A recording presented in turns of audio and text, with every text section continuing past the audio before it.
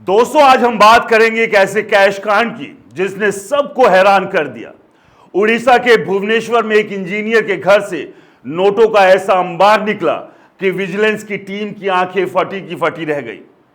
500 के नोटों के बंडल खिड़की से फेंके गए, करोड़ों रुपए और ब्लैक मनी पर पीएम मोदी की स्ट्राइक की चर्चा।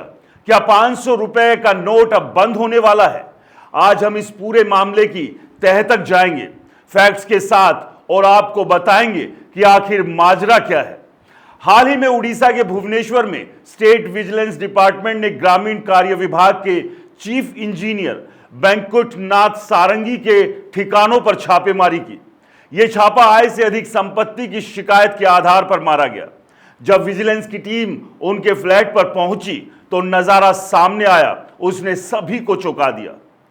बैंकुट नाथ सारंगी के फ्लैट से करीब 2.5 करोड़ रुपए नगद बरामद हुए, ज्यादातर 500 रुपए के नोटों की गड्डियों में। इतना कैश कि नोट गिनने के लिए मशीनें मंगानी पड़ी, क्योंकि हाथ से गिनना नामुमकिन था। छापेमारी के दौरान इंजीनियर ने बचने की कोशिश में गजब का कदम उठाया। उसने 500 रुपए के नोटों के कई बंडल खिड़की से नीचे फेंक दिए। ये नोट एक टीन शेड पर गिरे, लेकिन विजिलेंस की टीम ने इन्हें भी बरामद कर लिया। सोचिए, इतना कैश की फेंकने में भी हिचक नहीं। कैश के अलावा इनके घर से सोने के गहने, महंगी विदेशी घड़ियां, महंगे कपड़े और लाखों रुपए की साड़ियां भी मिली। विजिलेंस की टीम ने भुवनेश्वर और अंगोल जिले में उनके 7 ठिकानों पर छापेमारी की, जिसमें 2 मंजिला मकान, फ्लैट्स और पारिवारिक संपत्तियां शामिल थी। यह पहली बार नहीं है जब इतनी बड़ी मात्रा में कैश बरामद हुआ। हाल के सालों में कई बड़े कैश कांड सामने आए हैं जो ब्लैक मनी की समस्या को उजागर करते हैं। 2023 में झारखंड में कांग्रेस सांसद धीरज साहू के ठिकानों से 350 करोड़ रुपए कैश बरामद हुआ था।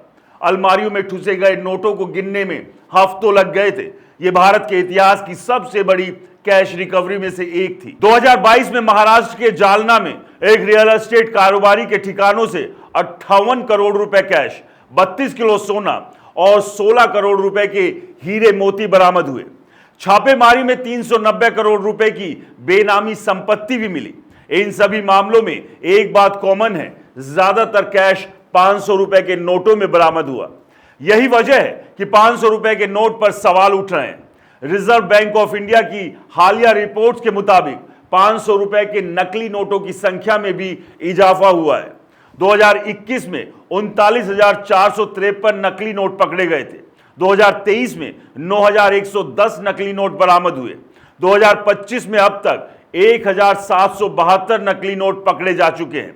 यानी 4 साल में नकली नोटों की संख्या में 3 गुना इजाफा हुआ। इसके अलावा देश में चलन में मौजूद कुल कैश का 86% हिस्सा 500 रुपए के नोटों का है।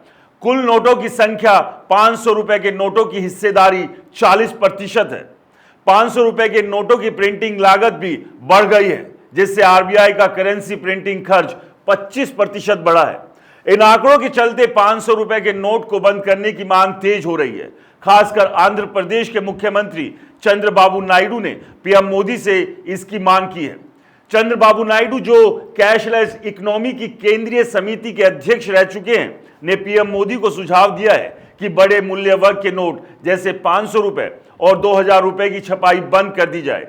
उनके तर्क है कि डिजिटल पेमेंट से हर ट्रांजैक्शन को ट्रेस किया जा सकता है, जिससे भ्रष्टाचार और काले धन की संभावना कम होगी।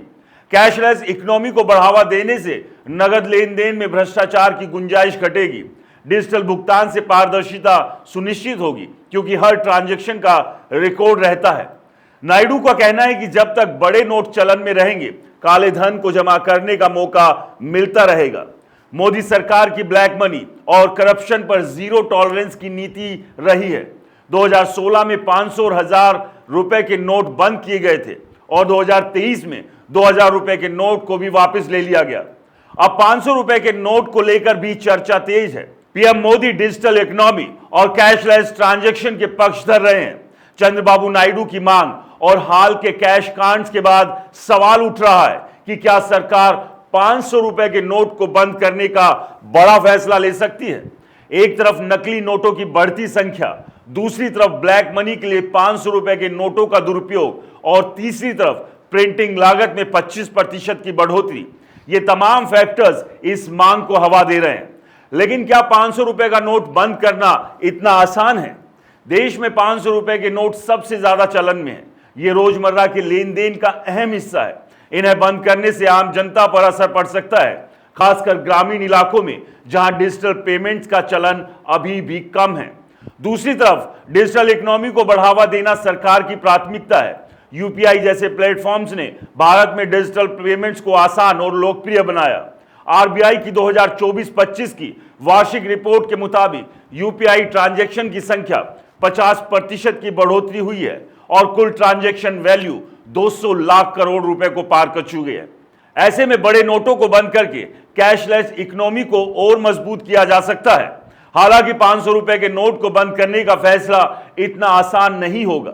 2016 की नोटबंदी के बाद अर्थव्यवस्था को झटका लगा था और छोटे कारोबारियों को काफी दिक्कत हुई थी।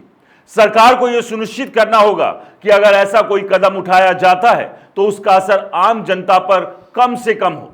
साथ ही नकली नोटों पर लगाम कसने के लिए आरबीआई को और सख्त कदम उठाने होंगे, जैसे कि नोटों पर नए सिक्योरिटी फीचर्स जोड़ना। तो दोस्तों, ये था उड़ीसा के कैश कांड से लेकर 500 रुपए के नोट पर छिड़ी बहस का पूरा लेखा जोखा। पीएम मोदी का अगला कदम क्या होगा? क्या 500 रुपए का नोट बंद होगा या सरकार कोई और रास्ता अपनाएगी? ये तो खैर वक्त ही बताएगा। लेकिन इतना तय है कि ब्लैक मनी के खिलाफ जंग में सरकार कोई कसर नहीं छोड़ रही। अगर आपके पास इस मामले पर कोई राय है तो हमें जरूर बताएं। और हां, जो लोग नोटों का अंबार जमा कर रहे हैं वो सावधान हो जाए, क्योंकि विजिलेंस की नजर हर जगह पर है। नमस्कार।